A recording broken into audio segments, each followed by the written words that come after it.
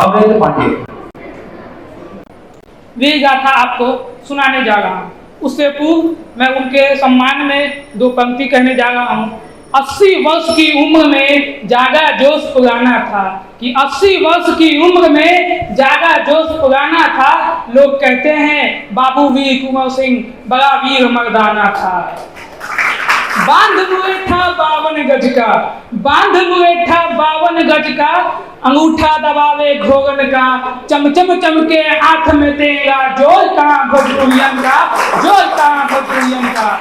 जहाँ आज लोग 60 वर्ष की उम्र में मानसिक तथा शारीरिक रूप से थक जाते हैं और अपने जिंदगी से रिटायरमेंट की गुहार करते हैं, वहीं हमारे बाबू वीर कुंवर सिंह 80 वर्ष की उम्र में अंग्रेजों की बड़ी से बड़ी सेना से युद्ध लड़ते थे।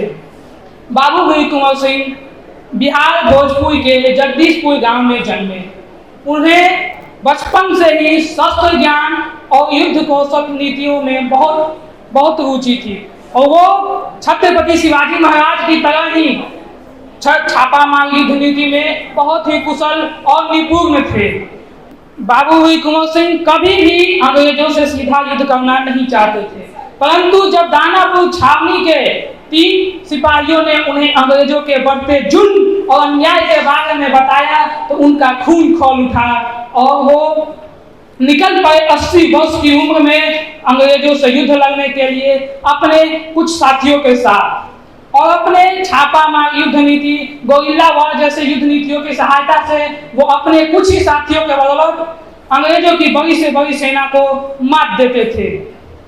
इसी प्रकार जगदीशपुर और अगल बगल के राज्यों में उन्होंने युद्ध लड़ा और विजय पाई। ऐसे ही एक बार आजमगढ़ की युद्ध को समाप्त कर वो नदी के रास्ते जगदीशपुर लौट रहे थे।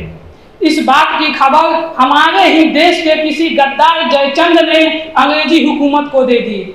हमारे देश का यह भी इतिहास रहा है कि हमारे देश में ऐसे ऐसे गद्दार जयचंदों की भी कभी कोई कमी नहीं रही, जो अपने आत्मस्वार्थ के लिए अपने देश को दांव पर लगा दिया करते थे।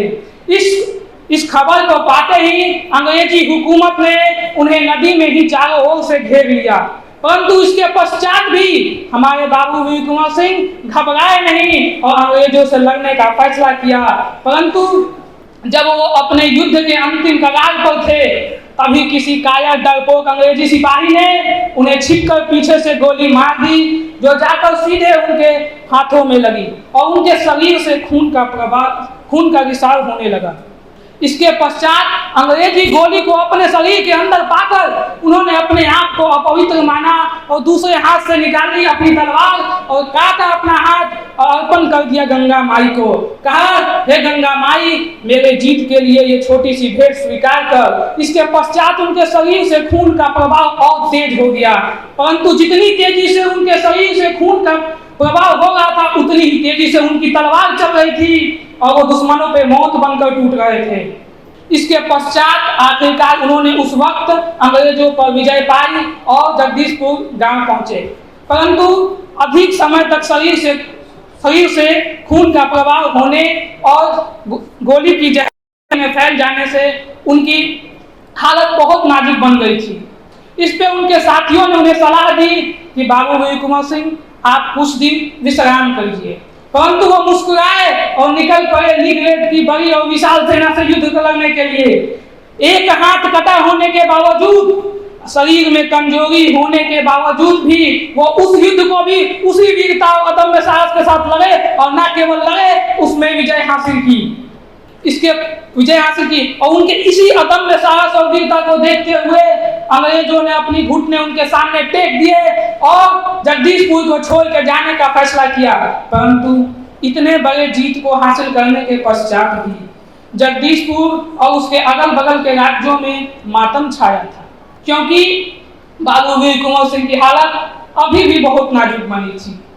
आखिरकार अपने मातृभूमि को आजाद कराने के 3 दिन पश्चात ही 26 अप्रैल 1858 को वो वीर गति को प्राप्त हुए। बाबू वीर कुंवर सिंह ने हमें यह बताया कि अपने देश के प्रति देश प्रेम दिखाने की कोई उम्र नहीं होती, 80 वर्ष की उम्र में भी अपने देश के लिए लगा और मारा जा सकता है। जय हिंद, जय भारत, धन्यवाद।